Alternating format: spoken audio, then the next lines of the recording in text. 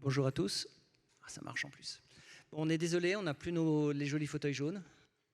On est qu'un petit peu alignés, mais on va se débrouiller comme ça. Donc, nous allons parler accessibilité pendant 1 heure. Vous le savez peut-être tous, dans 2 ans, tous les livres numériques doivent être accessibles, sauf certaines exceptions dont on ne parlera pas aujourd'hui. Et un des plus gros problème pour les éditeurs pour rendre les livres numériques accessibles, c'est le problème des images et du texte alternatif aux images. Donc nous allons passer un peu de temps sur ce sujet aujourd'hui avec 3 invités que je vais présenter très rapidement. Donc Cathy Durand, à l'extrémité, qui est experte accessibilité à la Fédération des aveugles de France. Louis Marle, que beaucoup d'entre vous doivent connaître, qui est responsable de la production numérique chez Albin Michel. Et Christelle Fontaine, qui est responsable numérique des éditions Quae. Et les éditions Quae, elle l'expliquera un petit peu mieux que moi, mais c'est la maison mère, enfin en gros des éditions c'est la maison d'édition de l'INRAE, de l'IFREMER et du CIRAD. Très bien. Donc je vais jouer mon rôle de modérateur, c'est la première fois, donc vous m'excuserez, je suis débutant là-dessus. Première question. Christelle, pouvez-vous rapidement nous présenter un peu les éditions Quae que peut-être certains ne connaissent pas ici. Bonjour à toutes et à tous. Donc, les éditions Quae ont été fondées, comme disait Laurent, en 2006 par 3 organismes publics de recherche. Donc, c'est INRAE, le CIRAD et l'IFREMER. On publie une 50aine d'ouvrages par an, donc c'est donc des ouvrages scientifiques. On a 3 publics, on a chercheurs, étudiants et enseignants. On a aussi un public plus de professionnels et de décideurs. Et enfin, d'autres collections qui sont plus dédiées à un public plus large. Donc notre fonds, actuellement, on est à plus de 1100 titres. 95% de notre production, on a des livres papier, mais on a aussi des versions numériques, PDF et EPUB. Et on est à un peu plus de 200 titres en accès ouvert. Donc on a notre propre chaîne d'édition structurée qui nous permet, donc à partir du XML TUI, de fabriquer nos propres EPUB. Ce même XML va nous permettre par la chaîne classique, on va dire d'InDesign, de produire des PDF, pardon, et on peut également produire des EPUB aussi, des PDF directement aussi à partir de XML. Donc l'accessibilité, ça fait un peu plus d'1 an et demi qu'on travaille sur l'accessibilité pour essayer de faire évoluer notre chaîne d'édition structurée. Donc voilà, afin de pouvoir produire nos premiers EPUB nativement accessibles à partir de 2023. On essaiera vraiment de le mettre... Donc voilà, on a fait des tests et après je pourrais vous montrer un petit peu sur quelques ouvrages. On va dire qu'on a commencé par des ouvrages un peu plus grand public, voilà, pour nous aussi, nous faire un petit peu au texte, à la fois au texte alternatif court et au texte alternatif long. Et nous, ce qu'il a fallu, c'est de redemander aux auteurs, parce qu'on a quand même des ouvrages des fois très scientifiques, et sans l'aide des auteurs, on ne parviendra pas à avoir les textes, ce qu'on appelle nous les textes descriptifs, donc les textes alternatifs longs. Il nous faut vraiment la validation des auteurs. Donc à partir de 2023, c'est pour tous nos projets, en fait, demander dès le départ aux auteurs de nous aider à produire ces textes. Bien sûr, on sera là pour les appuyer, comme on fait pour tout le reste de l'ouvrage, du manuscrit. Donc voilà, on sera là en appui, mais ça ne sera pas à nous de rédiger. On pourra bien sûr les aider, mais pas transmettre le message qu'ils souhaitent transmettre à travers leurs illustrations. Merci Christelle. Je me tourne vers Cathy. Cathy, est-ce que vous pouvez présenter en quelques mots la fédération et votre travail dans la fédération? Oui, bien sûr. Donc merci pour l'invitation à participer à cette table ronde. Donc la fédération, je l'ai rejoint il y a 2 mois. J'étais anciennement à l'association Brainnet, que vous connaissez peut-être certains d'entre vous. La Fédération des aveugles et amblyopes de France, c'est une fédération, comme le nom l'indique, d'associations militantes, des associations qui encadrent des personnes en situation de handicap. Il y a plus de 50 membres en France. Et on travaille sur un ensemble de chantiers pour que les personnes en situation de handicap visuel soit pleinement active dans la vie, dans la citoyenneté. Donc il y a l'éducation, il y a la culture, il y a le sport, le transport et les livres, entre autres sujets. Et donc moi je suis dans le pôle accessibilité et usage numérique, où on travaille sur tout ce qui touche au numérique et les usages, comme le nom l'indique. Et on va faire des actions de lobbying, on va faire des actions de sensibilisation et de formation. Et on fait aussi de l'accompagnement, de l'expertise sur l'accessibilité numérique pour le livre, pour le web et pour tout ce qu'il peut avoir comme support numérique. Merci, je me tourne enfin vers Louis. Louis, au sein de votre travail chez Albin Michel, vous travaillez aussi au SNE, dans le groupe Normes et Standards. Est-ce que vous pouvez nous rappeler un petit peu ce que vous avez fait Alors, absolument. Donc, bonjour à tous et à toutes. Ici, je suis plus en tant que représentant du groupe Normes et Standards et pas en tant que représentant d'Albin Michel. Alors, ce qu'on a fait véritablement au point de vue de l'accessibilité, il faut remonter à 2016, puisque à l'époque, c'était Luc Audrin, pour ceux qui l'ont connu, qui animait le groupe Normes et Standards de la Commission numérique et qui nous avait alerté très tôt du sujet de l'accessibilité qui faisait suite au traité de Marrakech et qui allait rentrer un jour ou l'autre, à l'époque en 2016 on ne savait pas exactement quand, mais qui allait rentrer un jour ou l'autre en vigueur dans la loi française. Donc on est juste 2 ans avant. Et depuis 2016, donc, au sein du SNE, nous travaillons sur l'accessibilité. Il y a 2 ans, nous avons produit la charte technique des EPUB nativement accessibles. Charte technique qu'on peut retrouver naturellement sur le site du SNE. Et cette charte technique permet de produire un EPUB 3 reflowable, puisqu'on ne s'occupe pas du fixed layout, un EPUB 3 reflowable qui a vocation à être accessible. On a laissé de côté exprès le problème des images parce que c'était un pan entier à travailler par ailleurs. Et depuis 2 ans, nous travaillons dessus justement pour essayer de comprendre comment rendre accessible une image, c'est-à-dire en gros tout ce qui est objet non textuel plutôt que de dire image, et de lui associer un texte alternatif, long ou court, mais qui va décrire dans un contexte donné l'image en question. On va continuer avec Louis. Du coup, vous avez achevé un travail, vous êtes en train de sortir un document.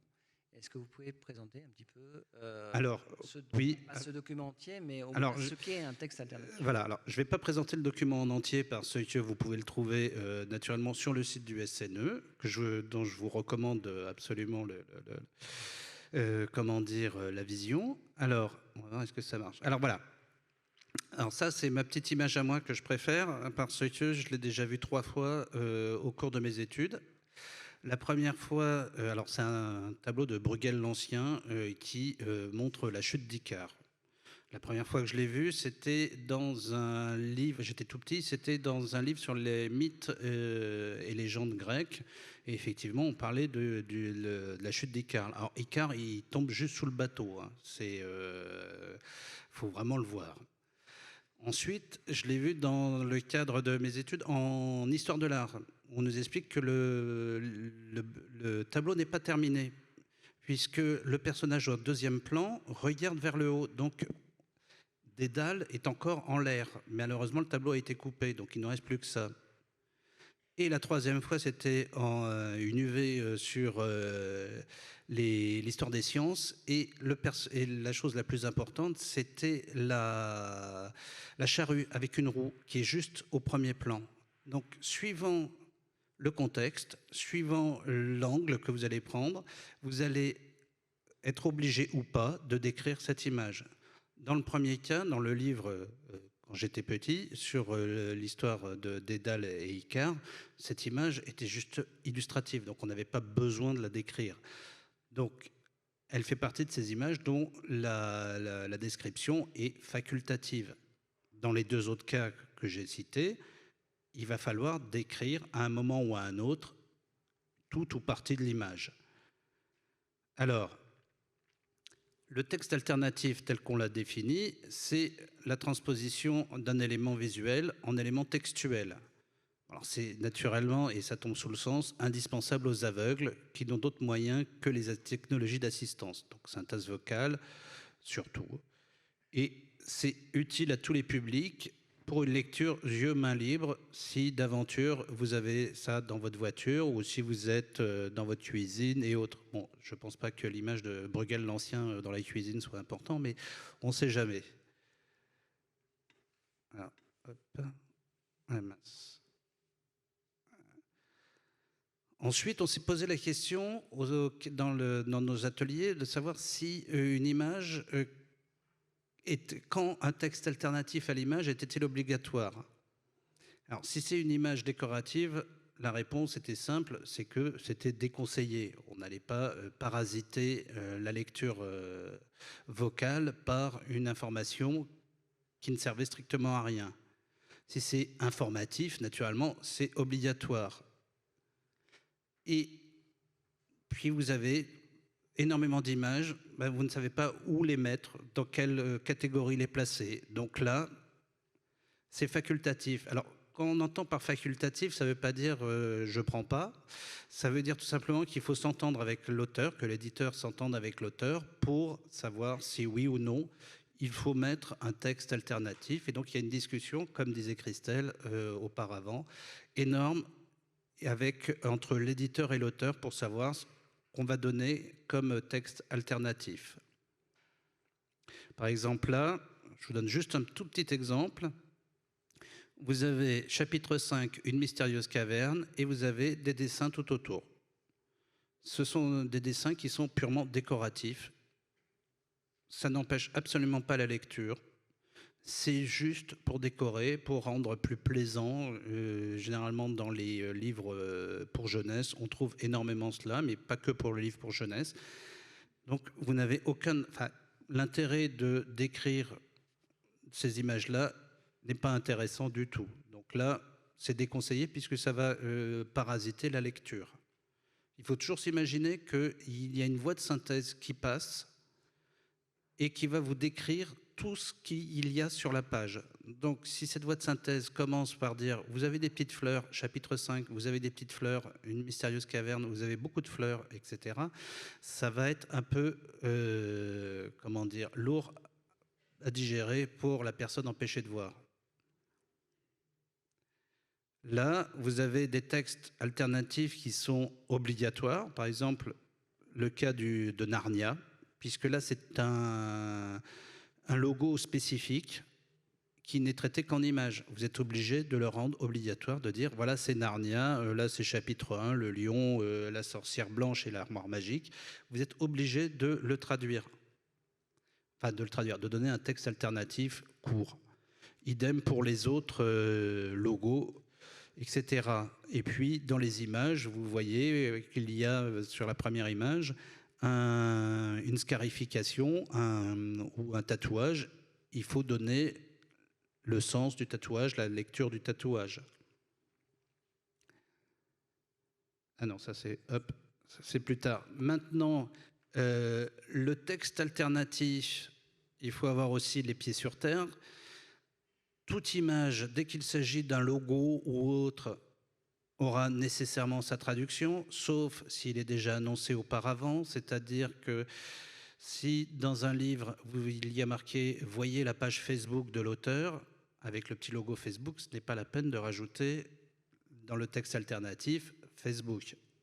Il faudra juste rendre le texte alternatif, la balise correspondante, vide. Comme ça, ce ne sera pas lu. Si par contre, il n'y a pas à voir la page Facebook, mais juste retrouvez-nous sur, et donc l'indication Facebook, Instagram et tout ce qu'on veut, pas TikTok parce que j'ai découvert que j'étais trop âgé pour y aller. Et donc, pour le reste, il faudra mettre l'indication l'indication du logo. Idem, si vous avez Coca-Cola ou autre, il faudra mettre ça là. Ensuite, Pour des textes alternatifs, tout ce qui est tableau, formules mathématiques. Là, pour les formules mathématiques, si vous ne les avez pas faites en MathML, qui est le langage consacré, mais si vous l'avez traité en image, il faudra donner une traduction, un texte alternatif. Le tableau est un cas particulier. Logiquement, le tableau, il est fait auparavant sur InDesign ou sur n'importe quel autre logiciel de mise en page, et il peut être traduit en HTML. Et c'est cet HTML-là que vous allez reprendre pour le texte alternatif, qui ce coup-ci sera un texte alternatif long. Donc, pour tout ce qui est texte alternatif, ce qu'il faut, c'est, comment dire, c'est avoir une réflexion empreinte de bon sens pour se dire quel est le texte qu'on va mettre sans qu'il parasite véritablement, pour qu'il soit vraiment utile et sans qu'il parasite la lecture. Un texte alternatif pour une image alors que la légende est suffisante, il faudra juste indiquer dans le texte alternatif le titre du tableau ou juste de quoi il en ressort.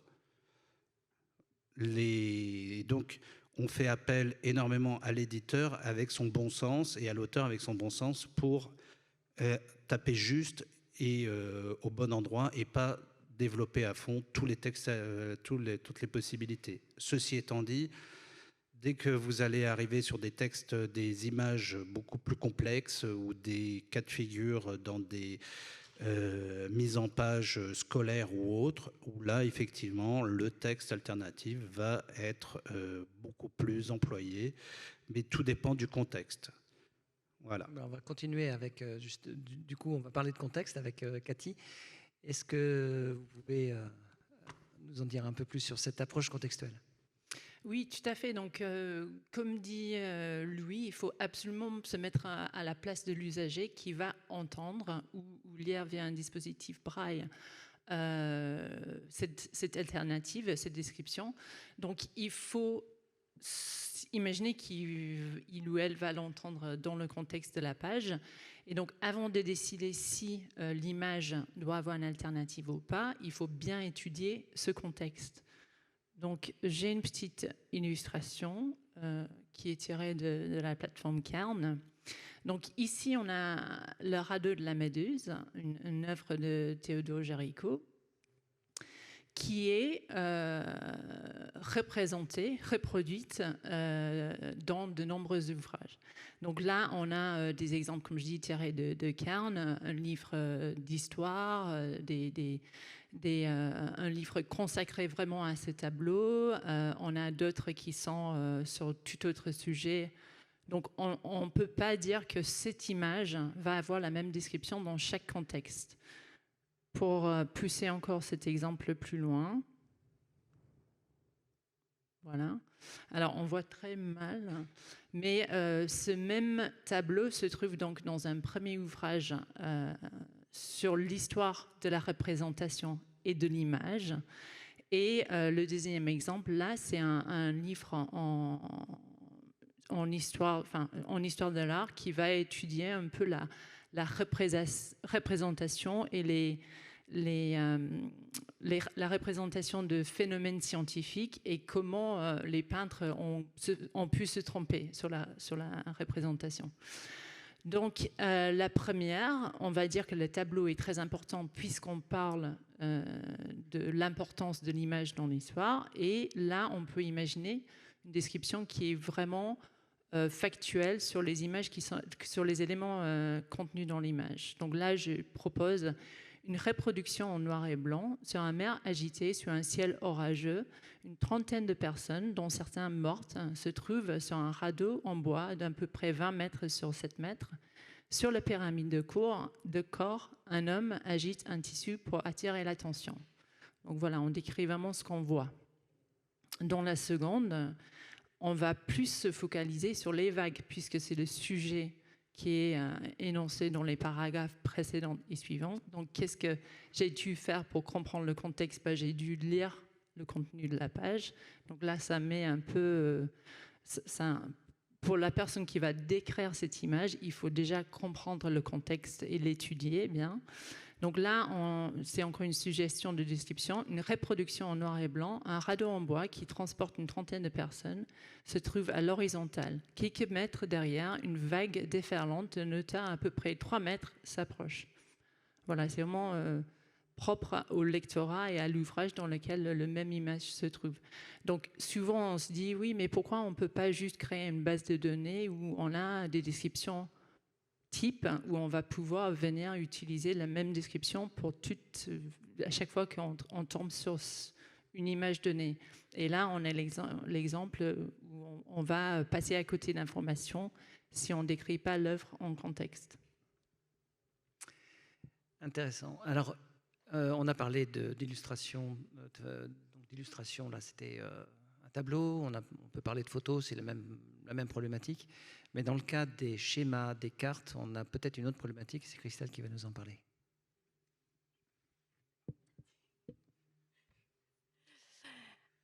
Alors, ce qu'on a essayé un petit peu de se faire aussi, on a se fait un petit guide en fait de bonnes pratiques en interne avec une typologie des illustrations que l'on peut trouver dans nos ouvrages.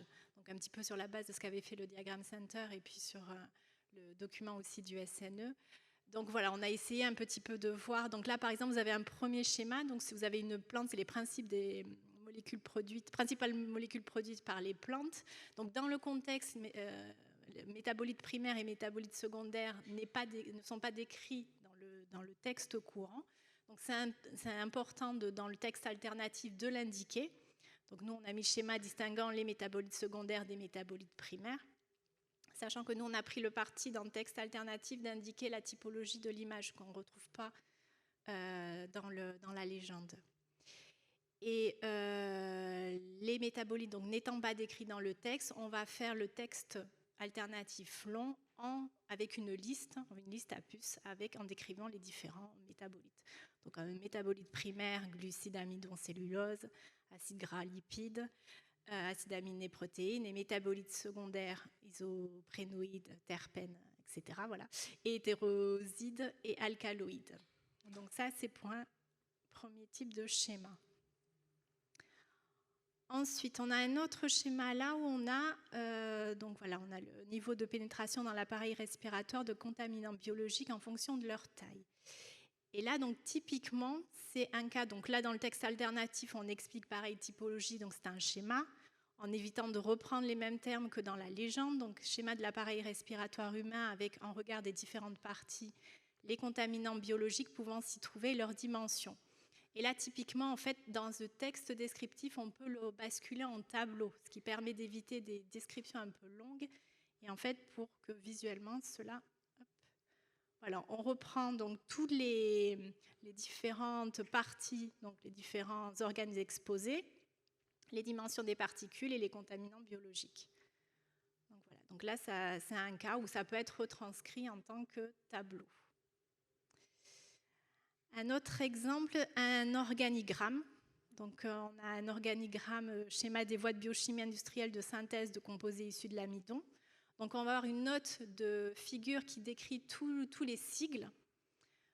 Donc, je vous fais pas la lecture, mais voilà. Donc, dans le texte alternatif, on va dire organigramme, donc partant de l'amidon. Et étant donné que tous les sigles, parce qu'il faut éviter dans les textes descriptifs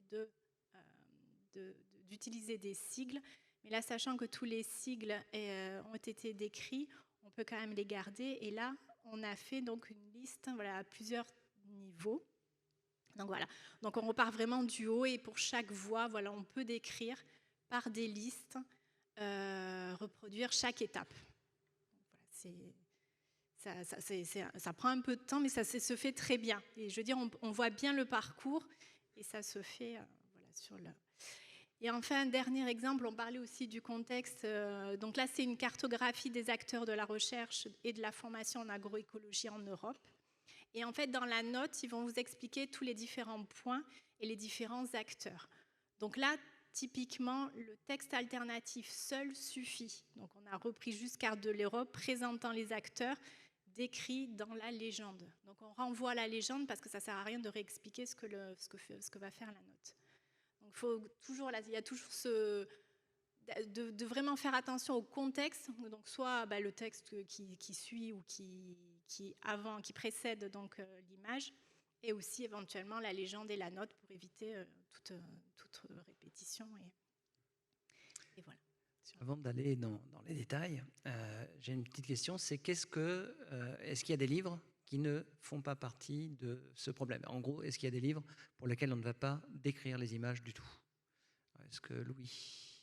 Alors, les livres qui comportent des images et qui ne vont pas rentrer a priori, je dis bien a priori, puisque le décret d'application de la loi sur l'accessibilité n'est pas encore tombé.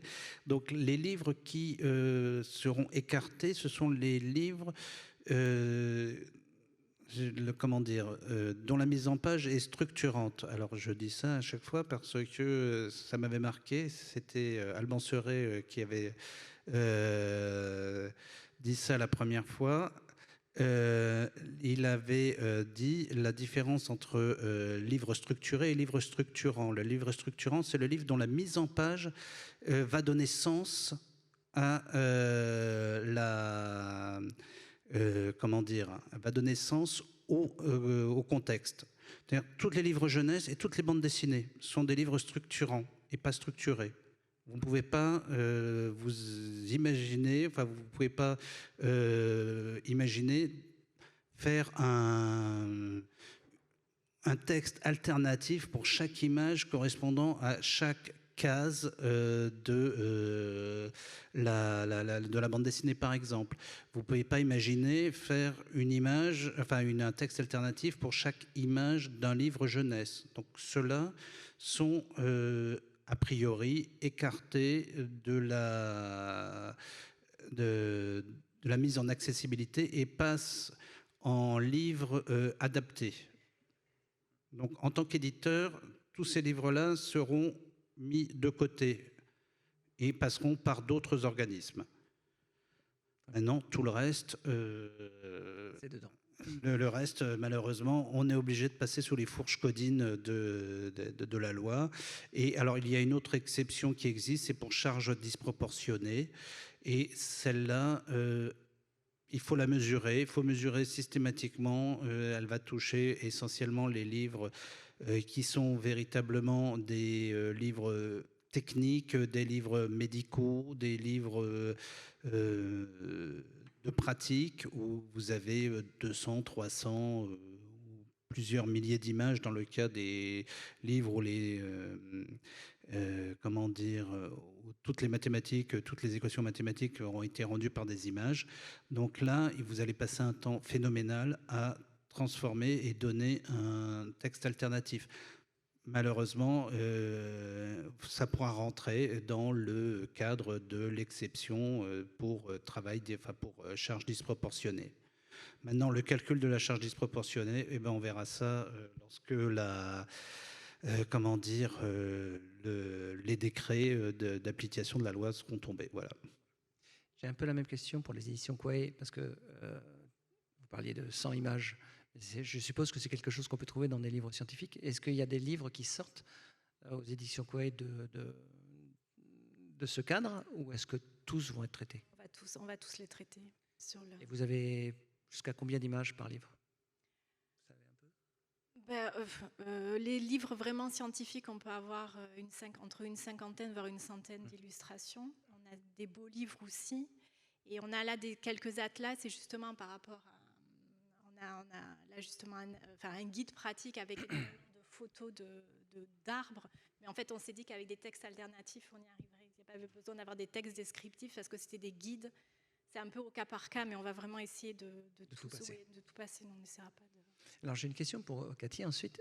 Louis disait, il y a certains livres, en tant qu'éditeur, on ne les passera pas et ça deviendra des livres adaptés. Donc, ils vont passer du côté de l'adaptation. Quelle est votre expérience? Parce qu'en fait, vous êtes précurseur dans le domaine de l'adaptation. Vous avez des transcripteurs, ils font du texte alternatif aux images. C'est quoi l'expérience jusqu'ici de cette pratique-là? Alors, je connais peu, en toute transparence, je connais peu le travail de transcripteur, adaptateur. Je sais qu'il y a à peu près 200 personnes en France, hein, c'est très confidentiel comme métier. C'est des gens qui travaillent principalement dans le monde associatif ou médico-social. C'est des gens qui connaissent très bien l'ouvrage, qui va l'étudier de fond en comble pour pouvoir proposer des alternatives. Ça va pas être traité, on va dire. Enfin, je pense que dans le nativement accessible, il y a certaines questions qui sont purement techniques, où on va les passer, alors soit en bout de chaîne par des compositeurs, soit en amont, mais en tout cas, ça ne sera pas aux éditeurs proprement dit de se soucier de la structuration de l'EPUB, par exemple. Mais finalement, la question prépondérante de ce table ronde d'aujourd'hui, c'est l'image, la description de l'image. L'adaptateur, il va être vraiment dans toute la chaîne, dans tous les contenus et l'adaptation de la version, enfin de l'adaptation du livre. Donc l'expérience, ça vient à force de faire, hein, de pratiquer, de bien connaître l'œuvre. Et c'est pour ça que si on devait s'inspirer dans l'édition, je pense qu'on vient à la conclusion que ça serait à l'auteur en premier lieu, qui connaît le mieux son livre, son ouvrage, ses contenus, ses images, pourquoi il les a sélectionnés, quelle est l'information qui est communiquée par l'image, pourquoi l'image se trouve à cet endroit dans le livre. Je pense que c'est logiquement l'auteur qui est le mieux placé pour pouvoir décrire son image. Oui, Christelle, est-ce que c'est aussi votre avis? Alors, où est-ce qu'on en est dans les réflexions et les prototypes? Où est-ce qu'on en est aujourd'hui dans le domaine de l'édition? Alors, pardon Christelle, je me permets. Pour l'instant, effectivement, comme dit Cathy, alors, plus on remonte à la source, mieux c'est. Donc, effectivement, c'est l'auteur ou l'éditeur qui est les personnes les plus à même de dire pourquoi telle image a été sélectionnée plutôt que telle autre, et donc de donner un texte alternatif à l'image. Maintenant, il y a quelque chose dont on n'a pas parlé, c'est la reprise du fonds, puisque d'ici 2025, logiquement, tout le fonds devra être aussi mis en accessibilité. Donc là, ça va poser un problème, puisque souvent les éditeurs, pour des ouvrages anciens, ne sont plus là, et l'auteur est souvent décédé. Donc on va avoir un petit souci de conversion et d'adaptation, enfin pas d'adaptation, j'aime pas le terme, mais plutôt de créer un texte alternatif. Maintenant, il y a toujours des éditeurs qui font partie des différents départements, qui connaissent leurs fonds aussi et qui vont aider dans ces cas-là. Mais on a développé au SNE, là vous regarderez sur le site internet, un petit outil très simple, il y a un fichier Excel où pour les nouveautés, vous mettez d'un côté vos images, qui vont apparaître dans le livre, mais toutes les images, hein, que ce soit décoratif ou autre, cul de lampe, etc.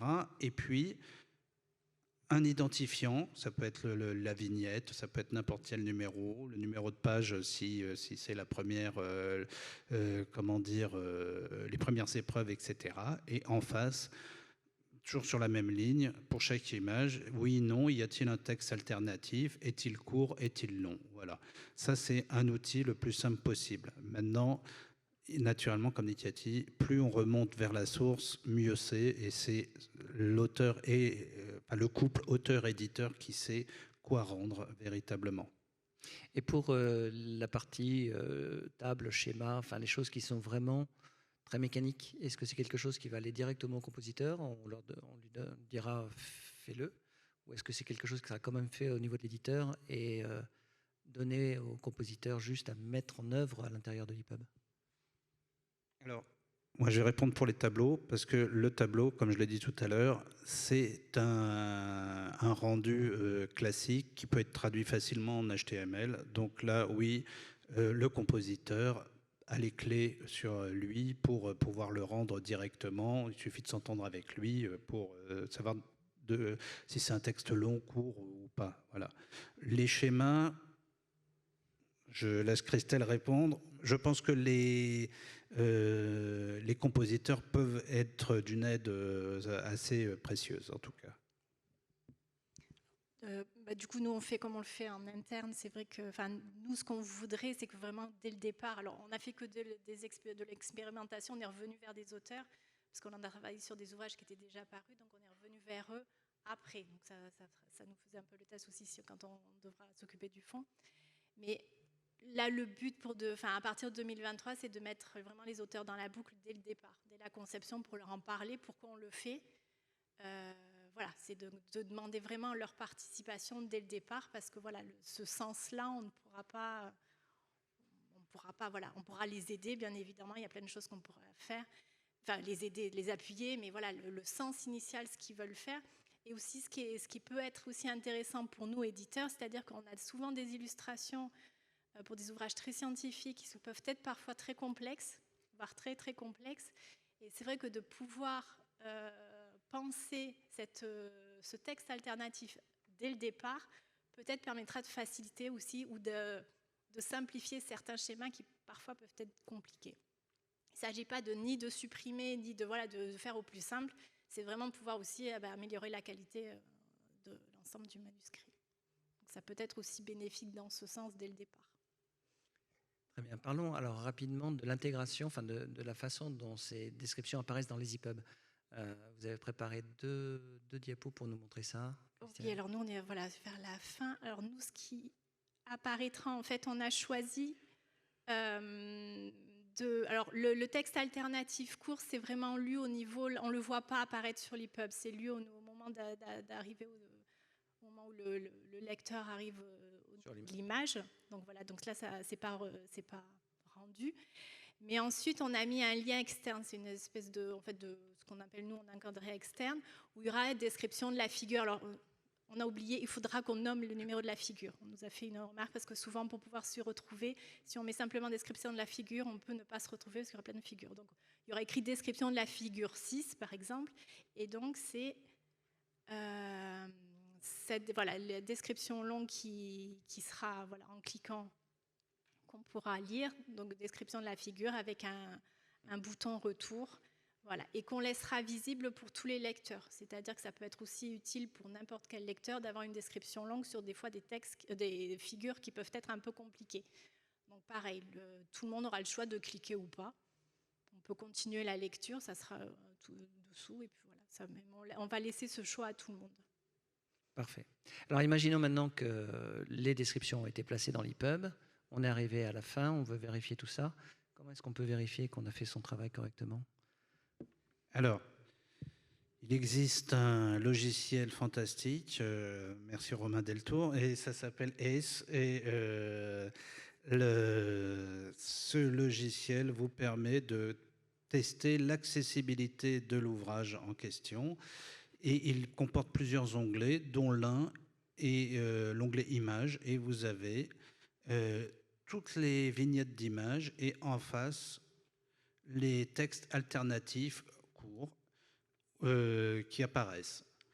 Généralement, texte, par exemple, la description de la figure, logiquement, vous devez avoir dans l'EPUB un attribut, dans la balise, vous avez un attribut comme quoi ça renvoie vers le texte long.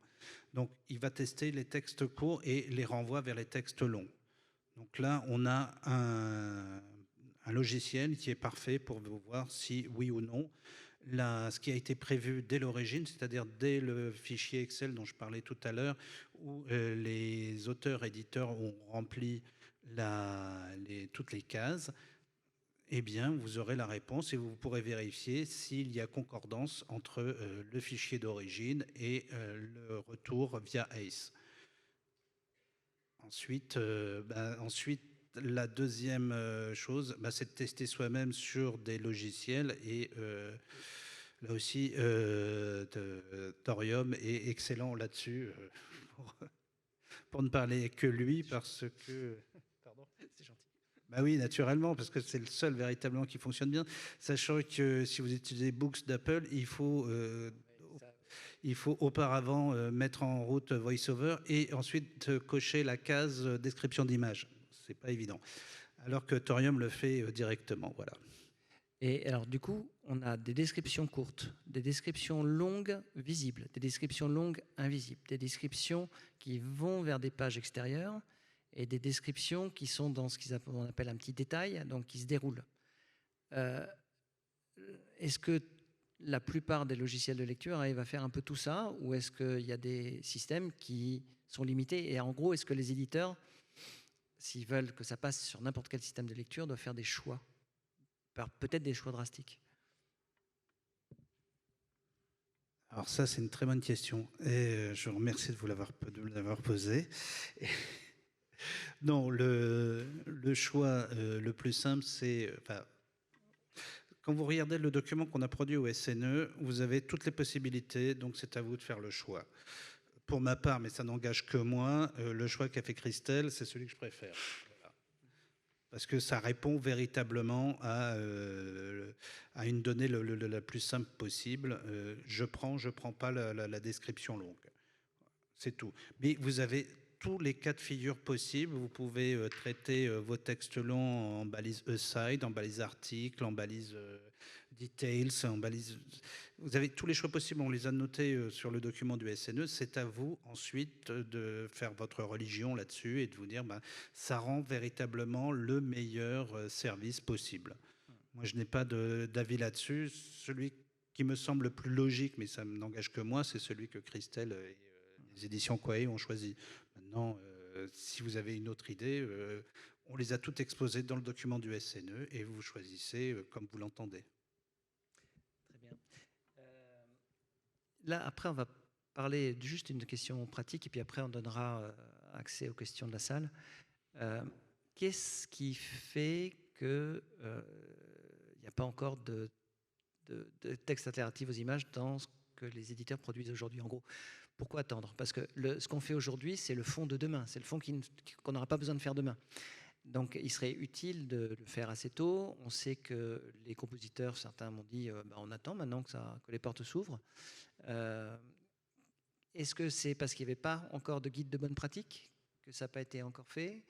Est-ce qu'il y a parce que c'est trop cher pour l'instant et qu'on attend? Est-ce que vous savez un petit peu pourquoi? Par exemple, chez Albin, c'est pas encore fait, ou chez Quae, c'est juste en train de commencer. Alors, je ne vais pas parler au nom d'Albin ni au nom d'aucune maison d'édition.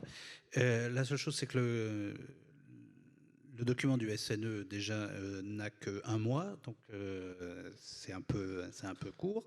La deuxième chose, il y avait un document qui existait, mais alors ça c'était vraiment pour les geeks qui était fait par le Diagram Center et par Benetech, qui était génialissime. Vous aviez tous les webinars que faisait le DESI Consortium, pour ceux qui s'y intéressaient, mais ça restait finalement dans une zone où seuls les geeks, entre guillemets, et les aficionados de l'EPUB restaient cantonnés.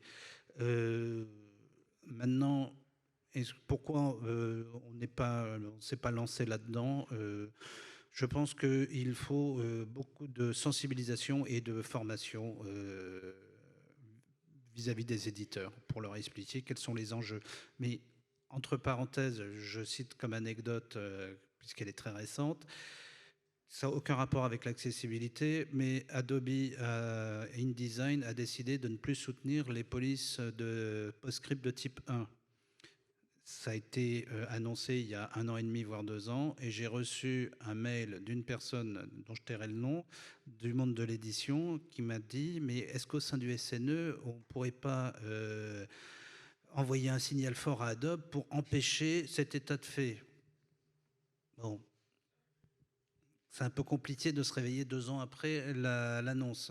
Accessoirement, Adobe aussi a dit qu'il ne continuerait pas avec certaines gammes Pantone, donc prévoyez aussi ce genre de cas. Mais c'est-à-dire que nous sommes peut-être au sein des différentes maisons d'édition, je ne parle pas de la mienne, mais je parle de l'ensemble, dans un certain confort qui fait que faire bouger les lignes, ça peut prendre beaucoup de temps et qu'il faut de la sensibilisation et beaucoup de formation. Voilà. Et du côté des éditions Quae? Alors nous, ça fait 1 an et demi qu'on commence à travailler. Comme on a une chaîne d'édition structurée, en fait, il a fallu adapter et faire évoluer la chaîne. Donc c'est vrai qu'on a rencontré quand même des petits problèmes techniques. Voilà, donc là, voilà, il nous manque encore des derniers détails, voilà, à régler. Et c'est pour ça qu'on aimerait commencer dès 2023 parce que ça sera toujours Ça sera de l'avance, ça sera 2 ans d'avance, quoi. Ouais. Par contre, pour le fond, c'est 2022, non? La date qui était avancée par Alors, jusqu'à aujourd'hui, le fonds, c'est, étant donné que le livre numérique n'est pas un produit, mais un service, à partir du 28 juin 2025, tout le fonds devra être accessible. Là, c'est ce qui a marqué sur la loi. Maintenant, le décret d'application, on ne le connaît absolument pas. Donc, je ne peux pas vous dire si, oui ou non, on aura une rallonge de temps ou pas. Ça, c'est dans les prochains mois, on aura véritablement la réponse. Pour l'instant, je ne peux pas me prononcer. Merci beaucoup. Alors, est-ce qu'il y a des questions dans la salle? Oui. Alors, est-ce qu'il y a quelqu'un pour passer le micro?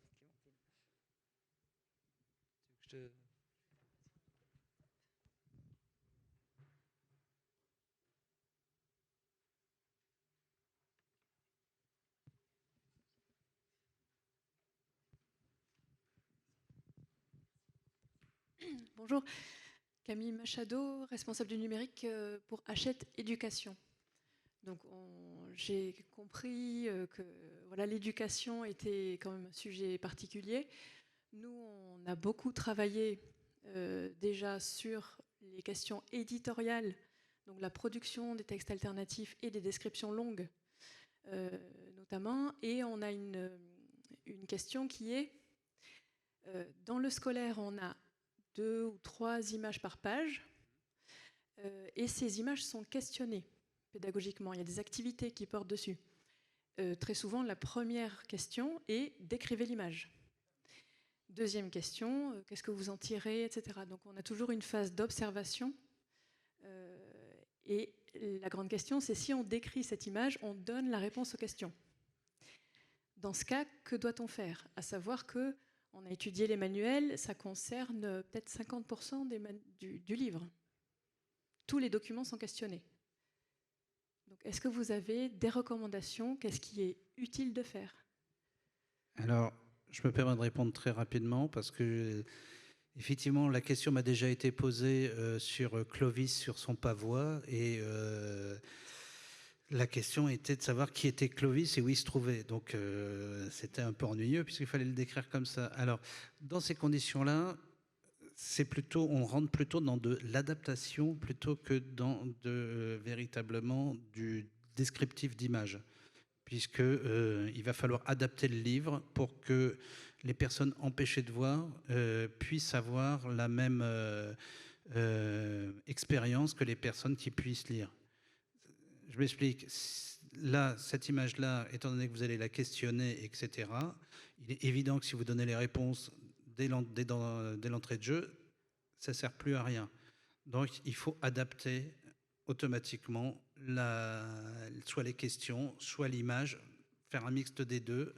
Mais en tant que tel, c'est impossible d'avoir, d'un coup de baguette magique, de pouvoir transférer l'image dans la tête d'une personne. C'est impossible. Donc moi, je partirais plutôt sur le côté adaptation de ce type de livre, ou tout au moins de ce type de page. Ça ne veut pas dire que le livre en entier doit être obligatoirement adapté. D'accord, parce qu'effectivement, il y a peut-être 50% ou voire 70% sur les matières qui devront être adaptées et 30% à 50% qui pourraient être nativement accessibles.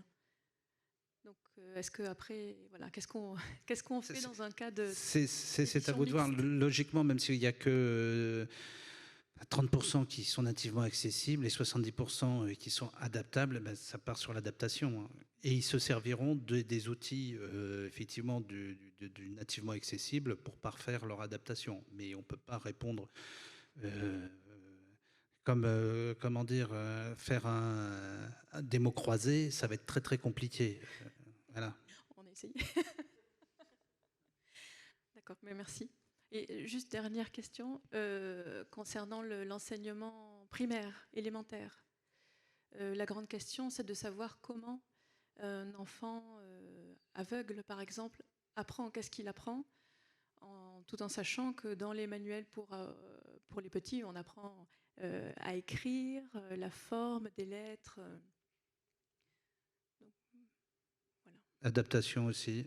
Vous avez, comment dire, des services qui vont faire des formes en thermomoulage. C'est assez extraordinaire, justement, pour les lettres, pour les images, pour les bâtiments, pour beaucoup de choses. Ce qu'ils arrivent à obtenir, c'est fantastique. Si vous allez dans la crypte qui se trouve, le musée de la crypte qui se trouve sous Notre-Dame, enfin, aujourd'hui, c'est un peu compliqué pour y aller.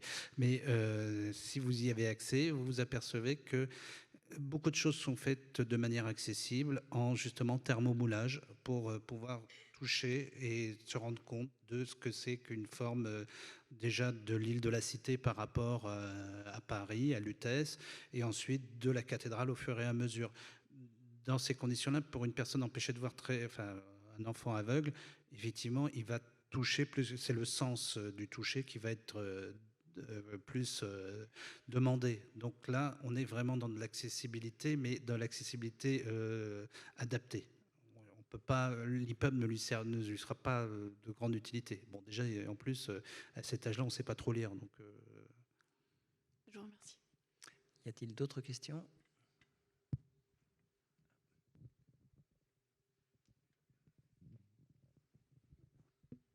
Jean-Baptiste Devater de Carinfo. Je voulais juste savoir où on en était du projet de normes de métadonnées d'accessibilité, l'enquête qui a été faite pour pouvoir afficher le niveau d'accessibilité des publications. Ça, c'est pour moi directement. Donc, il y a eu plusieurs étapes. En ce moment, il y a une étape qui est, en gros, la dernière étape de sondage auprès de personnes dyslexiques. Aujourd'hui, on a déjà un bon modèle d'information simplifiée qui doit être présenté sur un site de libraire, un site de bibliothèque, donc un site généraliste qui permet à n'importe qui de vérifier qu'un livre est bon pour lui, suffisamment accessible pour lui. Et on est en train de peaufiner du vocabulaire pour rendre les choses faciles à comprendre et pas rentrer dans des termes trop techniques. Donc c'est quelque chose qui atterrit tranquillement.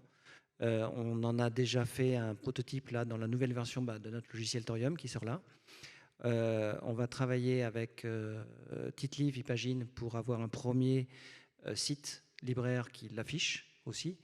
On va affiner à partir de là. Donc on y va par boucles successives, de plus en plus large, avec un public de plus en plus large pour voir si le vocabulaire qu'on utilise est compréhensible, utilisable.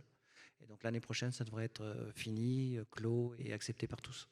Et le fait qu'il y ait une norme à ce niveau, est-ce que vis-à-vis de l'application de la loi, ça peut intervenir? À savoir que si on prévient effectivement que c'est accessible sauf avec telle limite, etc., est-ce que ça risque d'intervenir d'une manière... Alors, il y a deux niveaux. Il y a un niveau standard, en effet, les informations qui vont être présentées, et un niveau présentation.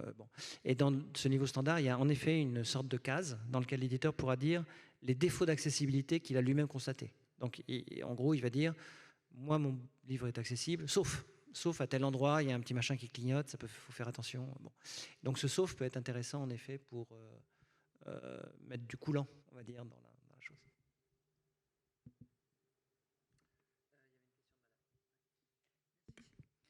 Oui, Martine Denoyel, Institut national d'histoire de l'art. Alors, je m'intéresse plus particulièrement aux descriptions des images d'œuvres d'art. Je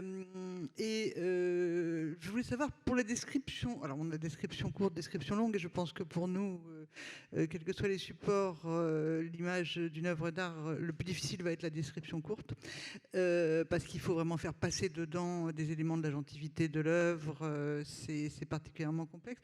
Ceux d'entre vous qui ont déjà fait une description d'œuvres d'art, Katie, avec qui d'ailleurs j'ai travaillé, donc on sait de quoi je parle, est-ce que vous considérez qu'il y a d'abord une mesure de nombre de signes qui soit vraiment adaptée, parce qu'on voit des choses assez différentes en fait quand on regarde un peu des guides ou des tutoriaux, on a de 80, 130 caractères. Est-ce qu'il y a une limite au texte court véritablement? Vous avez trouvé des modèles, des référents qui vous ont intéressé? Je pense que c'est encore une fois vraiment le contexte qui va déterminer la longueur de description. Là, on a vu les différentes manières de l'implémenter, que ce soit un accordion d'informations qui est affiché à tout le monde ou que ce soit un lien qui renvoie vers un autre document. Mais je pense qu'encore une fois, c'est l'auteur qui peut décider quel niveau de description est nécessaire et quels sont les éléments à communiquer dans cette description. Donc, ce qui est certain, c'est qu'il faut vraiment garder en tête, lui, il a dit que ça va être restitué par une synthèse vocale ou un autre dispositif. Donc, il faut être aussi concis que possible. L'idée, c'est pas de mettre des quantités énormes. Vraiment, la quantité ne vaut pas qualité. C'est vraiment important. Après, il peut y avoir des éléments de méthodologie. On peut imaginer qu'on commence par donner une description globale, générale, et après on rentre dans le détail pour que l'utilisateur puisse décider ou non d'écouter la description en entier. Et puis ouais, il faut vraiment penser aux informations qui sont à communiquer. Alors, dans le cas dans une description d'œuvre, les couleurs sont nécessairement importantes à communiquer. Dans d'autres contextes, par exemple, le dessin qu'on a là devant nous, savoir que c'est en noir et blanc ou autre couleur, ça n'a pas d'importance. Donc, c'est vraiment selon l'ouvrage, selon le contexte, mais la concision est importante. Il faut vraiment être aussi concis que possible et penser surtout à la restitution. Et autre point sur la restitution, il faut penser, on l'a dit rapidement avec les codes de chimie, mais il faut penser aux limites quelque part de la synthèse vocale. Il faut qu'il y ait de la ponctuation. C'est pas quelque chose qui a vocation à être caché. Au contraire, ça va être restitué. Donc, il faut que la description soit vraiment utile et prononçable pour le coup. Juste une chose pour compléter ce que vient de dire Cathy, c'est que le texte court, logiquement, au bout de 140, 145 caractères, c'est le maximum. Ça, c'est suivant les tests qu'on a fait sur les logiciels. Et ensuite, on passe au texte long. Alors, l'intérêt du texte long, c'est qu'effectivement, comme Cathy vient de le dire, c'est qu'on peut, ce sont des pages HTML, donc on peut le styler et donner tous les effets sonores possibles. Le texte court, c'est véritablement 140 caractères pour donner une information précise et pas une autre. Merci. Juste pour donner une idée, l'alternative, donc le texte alternatif, la description courte, on dit comme un tweet. Sur Twitter, on est vraiment sur le même information synthétique. Oui, d'où l'intérêt d'une formation, je pense, pour, par exemple, les chercheurs et les historiens d'art qui vont publier ces images, parce que tout ce qu'on entend dire là, finalement, il faut que ça soit vraiment mis par écrit, il faut que ça soit qu'il y ait une sorte de ligne de guide pour qu'ils se repèrent au fur et à mesure de la description.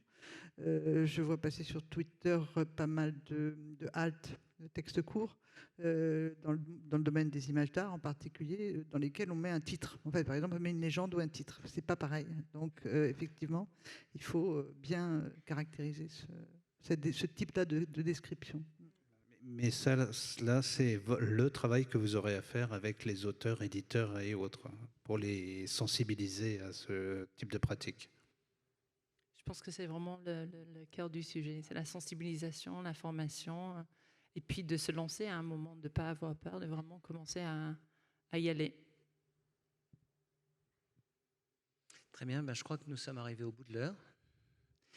Donc, s'il n'y a plus de questions urgentes, je vais remercier beaucoup Cathy, Louis, Christelle. Ah, si, il y avait encore une question, on a peut-être encore le temps.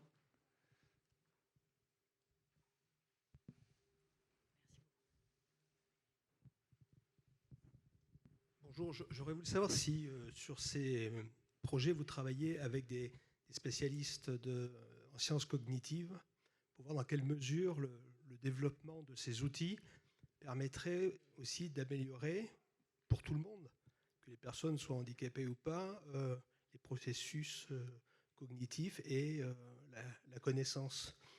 Je pense à cela en pensant pour les étudiants en sciences, le passage qui a été entre la table de logarithme et la calculette, qui faisait que des calculs qui se faisaient avant en 1 heure sont faits en 30 secondes et ont permis justement d'acquérir un niveau supérieur un peu de connaissances en étant déchargé d'une partie extrêmement mécanique et donc d'aller au-delà voilà, du simple calcul.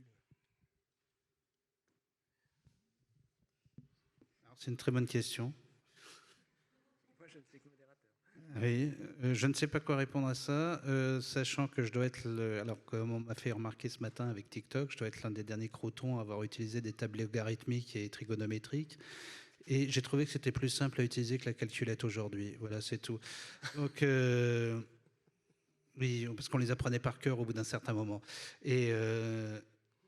Mais oui, alors le côté cognitif, etc., on va laisser ça de côté pour l'instant. Est-ce qu'on apprend plus vite, moins vite en faisant ça? C'est de toute façon, si c'est pour l'éditeur et l'auteur, peut-être qu'en pratiquant le plus possible le texte alternatif pour ce qu'il veut dire, oui, automatiquement, oui, ça se fera. Mais il n'y aura pas de table de conversion, malheureusement. Il n'y en a pas eu avant, il n'y en aura pas après. C'est à l'auteur et à l'éditeur d'agir. Voilà, c'est tout ce que je peux dire. Et tout ce qui est cognition, etc., je pense qu'on est dans un autre univers de plus d'adaptation ou autre qui, malheureusement, n'est pas le sujet ici.